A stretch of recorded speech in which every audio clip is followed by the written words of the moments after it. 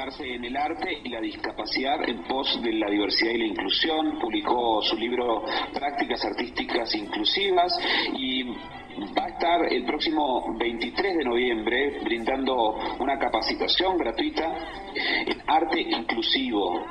Ahora vamos a dar algunos detalles de este taller y va a ser un gusto charlar con él, que además no solamente por la convocatoria, sino además vamos a charlar un poquito de esta combinación tan interesante entre el arte y la discapacidad. Juan, ¿cómo andás? Buenas tardes. Hola Daniel, ¿cómo estás? Gracias por este espacio. ¿Todo bien? Todo bien, por suerte acá, disfrutando de la ciudad de Bariloche. Bueno, ¿sabes qué me acordé? Apenas estaba leyendo hoy un poco tu recorrido y demás. Me acordé de una película española que se llama Campeones, ¿no?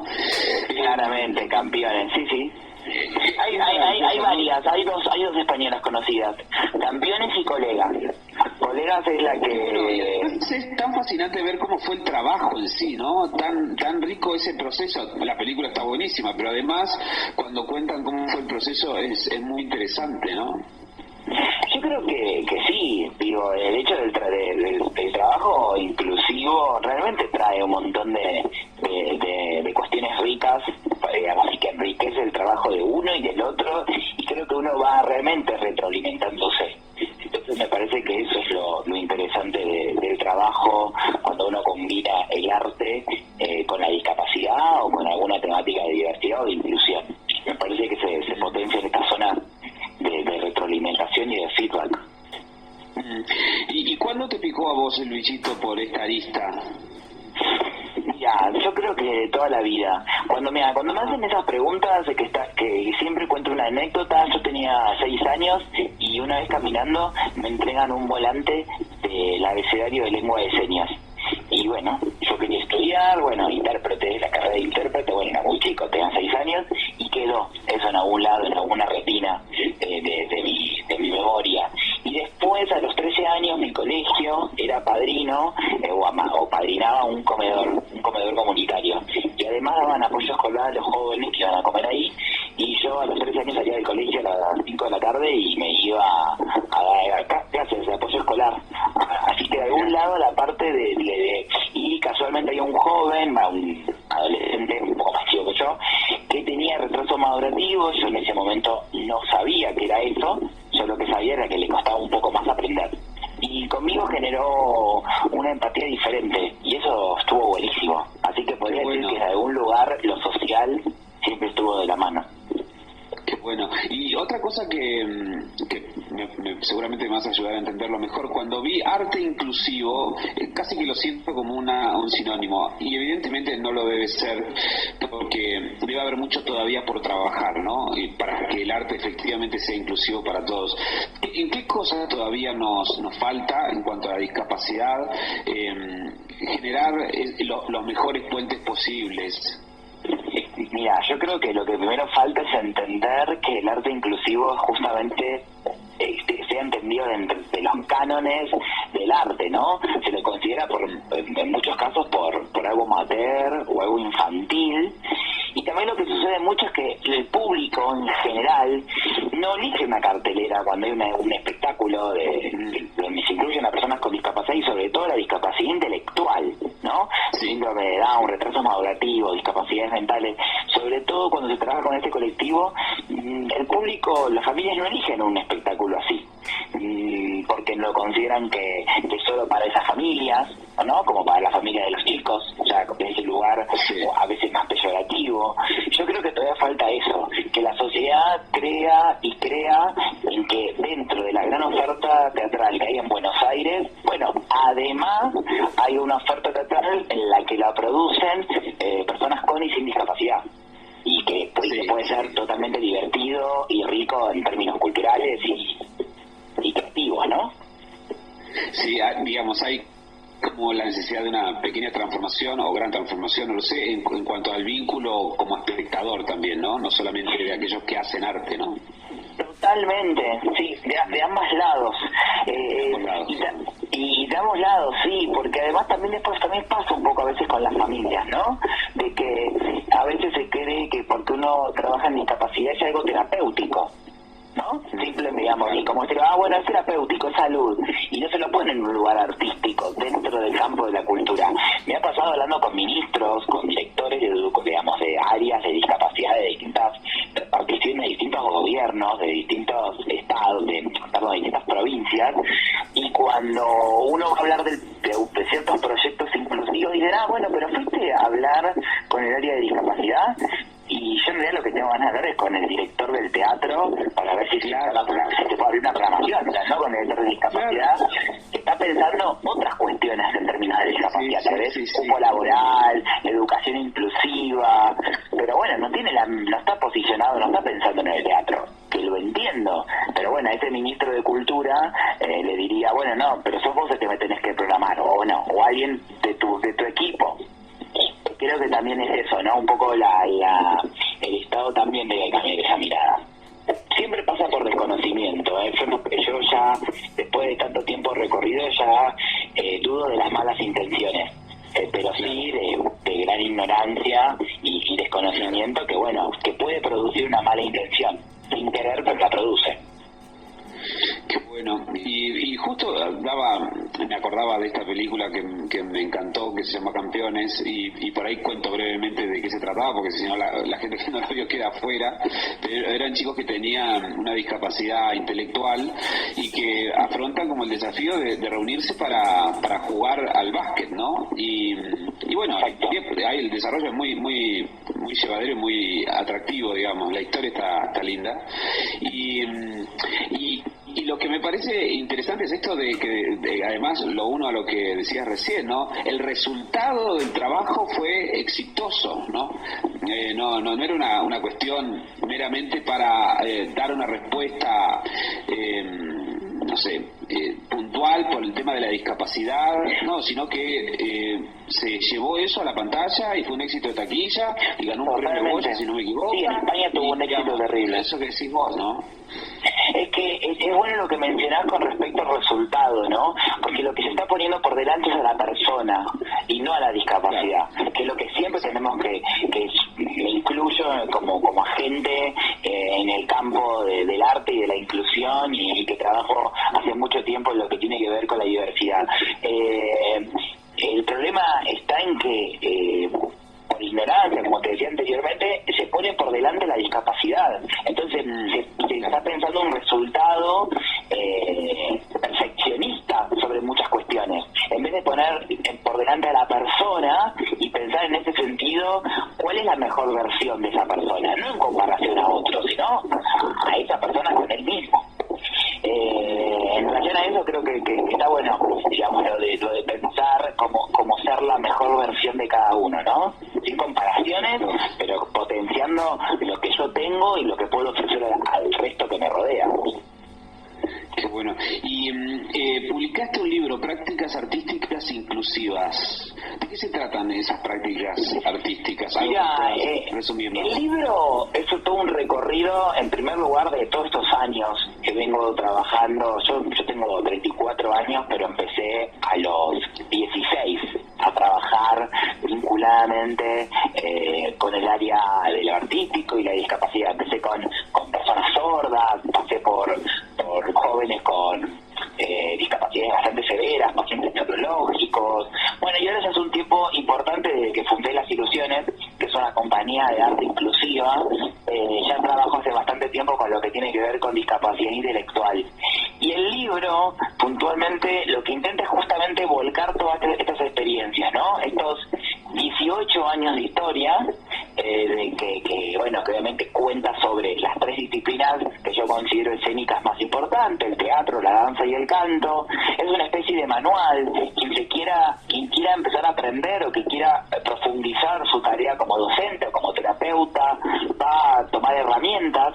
Es un libro totalmente que propone un lector activo. Hay fotos, hay material fotográfico de las puestas que armamos, de Molière, de Shakespeare, de López de Vega, de La Ferrer, y también algo muy interesante que se le ocurrió a Daniel Kaplan, que es el editor del libro de novedades educativas, a veces conocida por Noveduc, que es la editorial que acompaña el proyecto. Se le ocurrió hacer insert QRs, y estos QRs nos llevan a propuestas y a videos de nuestras obras, de nuestras producciones, en donde uno puede ir complejizando y armando mejor el material. Y por último, creo que más para quienes no conozcan el arte inclusivo, ya sea porque no se dedican a esto ni del lado del campo de la salud, ni del campo de la educación, pero sí tienen algún familiar o simplemente quieren comenzar a comprender, creo que es un libro que también permite, porque los primeros capítulos de alguna manera desarrollan estas ideas, ¿no? ¿Qué es la discapacidad? ¿Qué es la inclusión? ¿Cuál es el paradigma invertido? ¿Qué es el paradigma que nosotros abordamos y el que yo creo, en el que hay que pensar la inclusión desde un lugar en donde a la persona sin discapacidad es la que se incluye? No como el paradigma tradicional que piensa que es la persona con discapacidad la incluida, sino a la inversa. De alguna manera el libro desarrolla todo esto que te menciono y de una manera a papel ilustración a full color. La verdad que está muy bueno cómo quedó el resultado. ¿Cómo te sentís cuando te encontrás con estas situaciones? Un poco la describías recién. Por ahí, además, por el lugar que ocupás, seguramente te consultan funcionarios, te consulta la política, ¿no? Y te encontrás por ahí que estamos en un camino que por ahí todavía no avanzamos demasiado, que vamos en un sentido contrario, o que nos referimos mucho a un paradigma que viejo. ¿Cómo te sentís vos? Mira, nosotros definitivamente que avanzamos, eso no lo puedo negar. Cuando yo comencé, no se pensaba en estos términos, se hablaba todavía de cuestiones diferenciales, o de necesidades especiales, o de chicos especiales. Digo, hoy me parece que ya hablamos sobre lo que es, sobre lo que realmente, y ponemos sobre la mesa sin tabúes de lo que hay que hablar. Esto me parece que tiene que ver con una transformación social general. El Estado, los políticos, las familias, el mismo colectivo, los medios de comunicación, bueno, vos, ustedes, digo, ¿no? Quienes también comunican, bueno, esa transformación se logró y me parece que vamos sería decir que vamos en un sentido contrario. Creo que vamos en un buen camino. Que falta recorrer, porque ahí es cuando, tomando tu pregunta, ¿no? De cómo me siento yo, a veces lo que me siento es que me tengo que poner a enseñar o a educar cuestiones que me parece a mí ya a esta altura, del siglo XXI, son bastante básicas. Pero también nos pasan en un montón de aspectos, ¿no? Todavía estamos trabajando cuestiones que tienen que ver con lo diferente en cuestiones relacionadas a lo diverso en la diversidad sexual. Digo, me parece que venimos transformando y transformándonos, pero sí, mi sentir siempre es que todavía la sensación de que todavía algo falta sigue vigente, está latente, y en cuanto a los políticos puntualmente, creo que no se inmiscuyen realmente, no están realmente inmiscuidos realmente en la temática.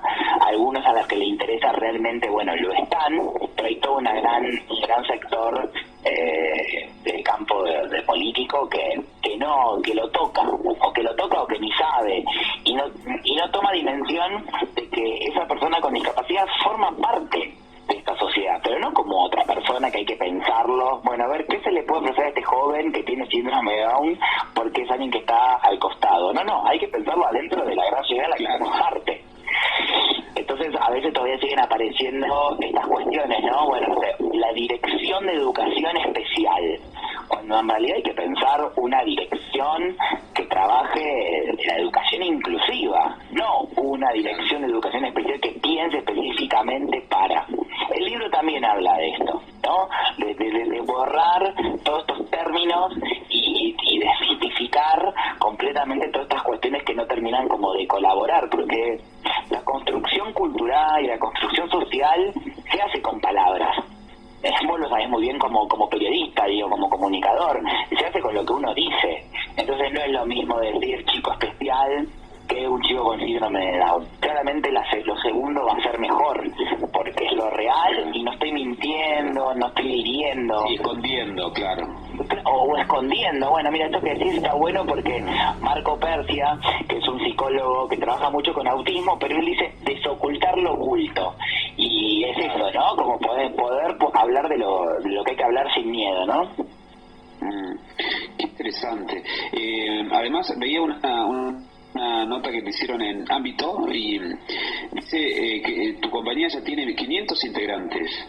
Sí. 500 integrantes, es un montón. Es una locura. Bueno, son 12 años de historia, son 9 sedes, ¿no? A lo largo del país, incluido Salta y Colón Entre Ríos. Estamos en Cava, en la zona del Abasto, estamos en Olivos, en Mashpit, en Ballester, Ramos Mejía, Lanús, La Plata, bueno, y las que te contaba, y bueno, eso hace también que estamos mucho. Y además yo siempre digo, son 500 artistas, pero si nos ponemos a pensar la comunidad de las ilusiones, estamos hablando de 2.000 personas. Porque si esos 500 artistas le sumas mamá, papá y un hermano promedio, ¿no? Hoy en día estoy hablando solo de promedio porque en realidad las familias son sumamente diversas. Pero digo, promedio 3 personas por joven o por artista. Estamos hablando de una comunidad enorme de 2.000 personas que nos rodea a lo largo y a lo ancho del país.